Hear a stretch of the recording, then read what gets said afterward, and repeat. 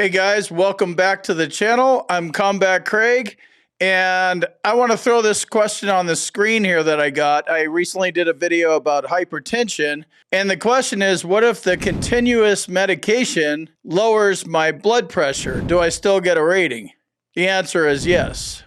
So here's a case here. This is citation number 1414054. It's from 2014. You can find these at bva.va.gov.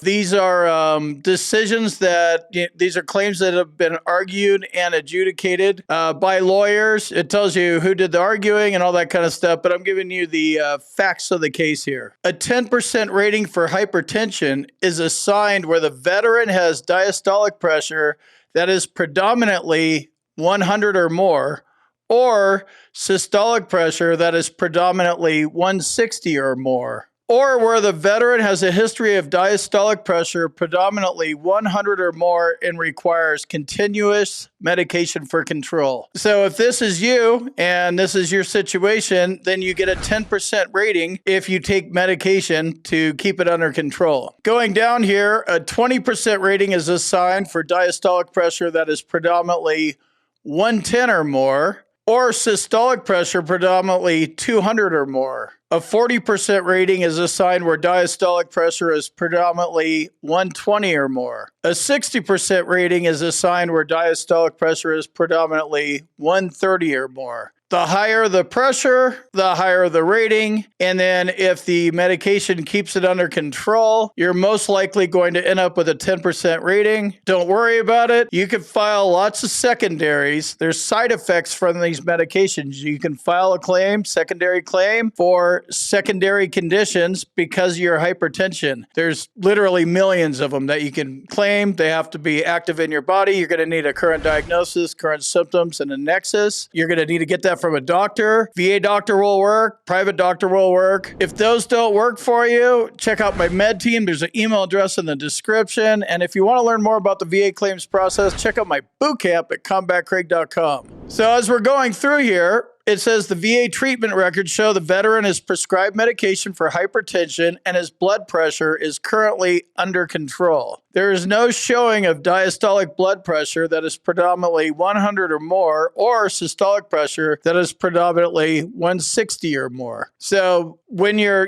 this is objective stuff right here.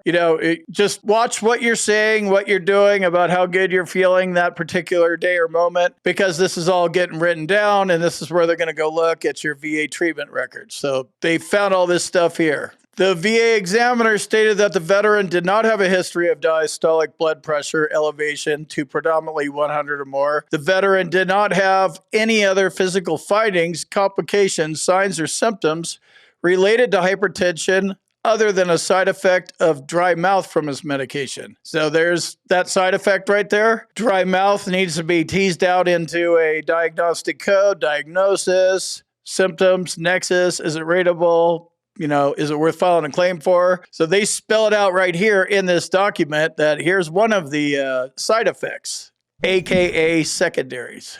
At his hearing, the veteran testified that he was taking medication for hypertension. Currently, he was taking one medication, but was also on another medication in the past. He believed that his diastolic pressure was 100 or more when he started on hypertension medication.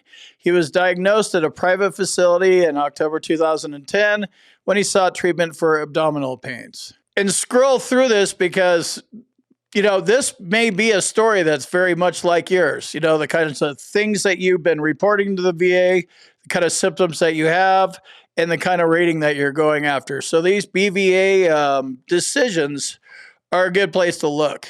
And also another place to learn about this stuff is in my boot camp. Check it out at combatcraig.com. There's a link in the description. And if you need medical evidence, hit up my med team. There's an email address for them in the description as well.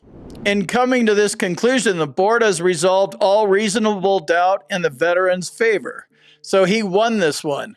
However, there is no evidence to support the assignment of a rating higher than 10%. Medical records do not show diastolic pressures of 110 or more, or diastolic blood pressures predominantly 200 or more. So he went in there. I'm sure he was going for a higher rating. This is why you need to be careful about, like if you're going to drag this out to court for 7 years and you think you're going to get a 50% rating, you better make sure your chances are pretty good before you waste that time. There's always an easier way to go. They're called secondary VA claims. You could just file secondaries.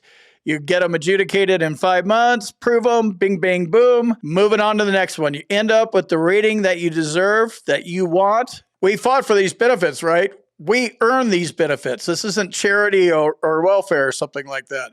So if the VA, is going to play games, they're going to play games, then we play games with secondary claims. I'll see you in the next video.